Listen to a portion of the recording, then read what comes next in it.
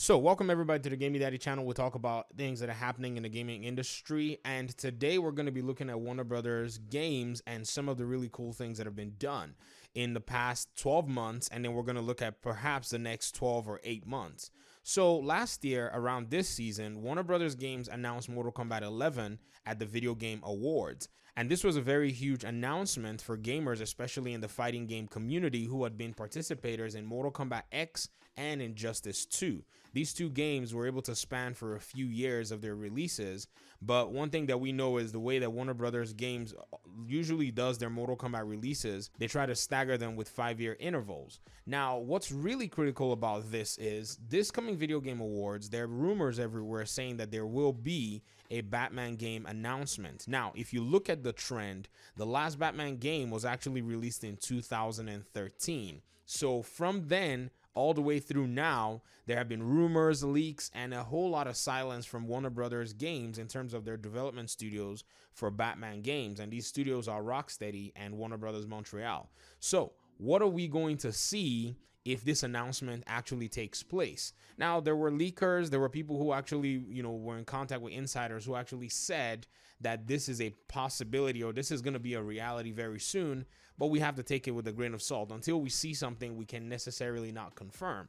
But if this is the case, I think what we're going to see is Warner Brothers coming in with a very solid title announcement and most likely releasing the game away from other titles. This, I think, is the way that they actually do things. If you look at Mortal Kombat 11, the release was actually done in April, which did not necessarily have too many games that were surrounding it and that release window.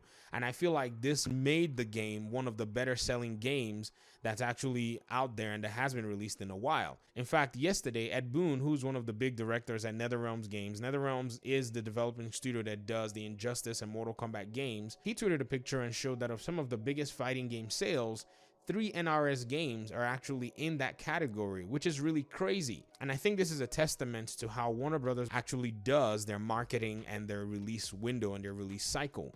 They find times that there's a lot of low traffic where there's nothing really new coming on. They do their announcement so that that announcement makes a very big impression on the viewers and on gamers, and then they release their games in a time where it's not necessarily so crowded.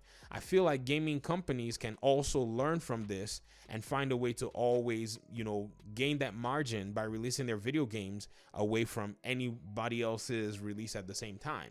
Now, I can point to you 2 video game examples where you're going to see this work to the benefit of the developers, but let me just go with one of them just so that we can be fast and for brevity's sake. We're going to look at God of War. Now, God of War's director, Cory Barlog, did mention that when it was time for him to pick his release cycle, he clearly stayed away from a lot of the big games that were coming out in that season, and he specifically chose April because he wanted to get the spotlight to himself and for his game.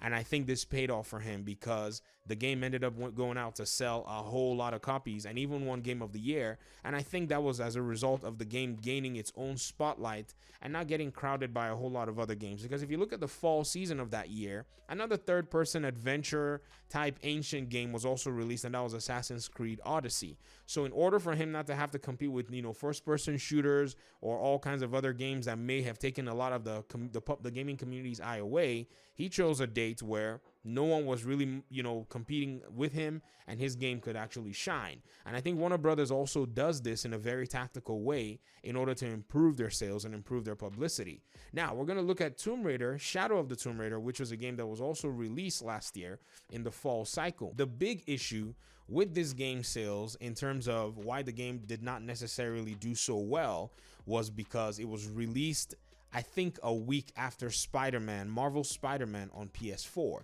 In fact, that I think put a big dent on the sales of the game. In fact, they even asked some of the developers, I think there was an interview somewhere, and I think I read it, where they asked one of the, the developers or one of the big dogs over there, Crystal Dynamics, hey, with your game coming out with Marvel's Spider-Man, do you think it's going to be, a solid release window? And he said something along the lines of, both games are for different audiences, and it seemed like they were going to be able to gain some traction because Tomb Raider fans were going to be willing to, patronize that game. But to be very honest, I don't think that was a wonderful strategy. I think that kind of worked against them. And for those of you who may wonder, you know, but I think the game sold well. I mean, we don't really know the numbers, but we do have the event that actually took place after the game was released, where the game went on sale almost a few weeks after it was released. It didn't even take long, and a lot of the community that had paid for the game day one, bought deluxe and all kinds of, you know, fluffy additions, were not necessarily too happy about that. And so I think the reason that that game was quickly discounted was because it wasn't really pushing out numbers, and Spider-Man, as we know, was already going to be a household name. Any game that was trying to compete with it in that season most likely got crushed. And so there are video games that I think that can do well for themselves, and then there are also video games that will need to be released in obscurity. In fact, if you look very closely right now, The Last of Us 2 was also delayed from February to May. Now, I don't know why this delay was actually put there. I do know that The Last of Us is a game that will probably sell itself, but perhaps in the May season, there might not be a lot of games that will most likely compete with this game in terms of its own release. But we have to be very cautious about the Avengers game as well. But we don't really know if that's going to be a strong competitor for The Last of Us 2, because The Last of Us 2 is a game that has a high demand and has been waited for from the community for years and years. And maybe they might be trying to add a multiplayer component, because the Avengers game is supposed to be like some kind of a RPG, continuous play style game. And so that might be a value proposition for a lot of gamers.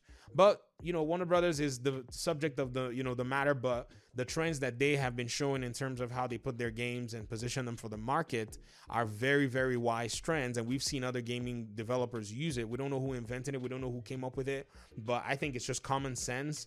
And I'm sure that that studio understands what they're doing. And I think they've been able to gain a lot of success from doing this consistently. But nonetheless, I'm really excited for a potential Batman game announcement. I hope this is a reality for a lot of gamers. Many of us have been waiting for so many years, and hopefully we can get something that actually works in our favor. All right. Thank you very much for listening to the video and watching. I appreciate you guys' time and audience. For those of you who are stuck with this channel and you still don't want to throw me in the corner, I just want to say thank you so much. I know that these videos are not the regular videos I've been doing in the past, but you guys are supporting this content, and I do appreciate it once again. See you in my next video. Peace.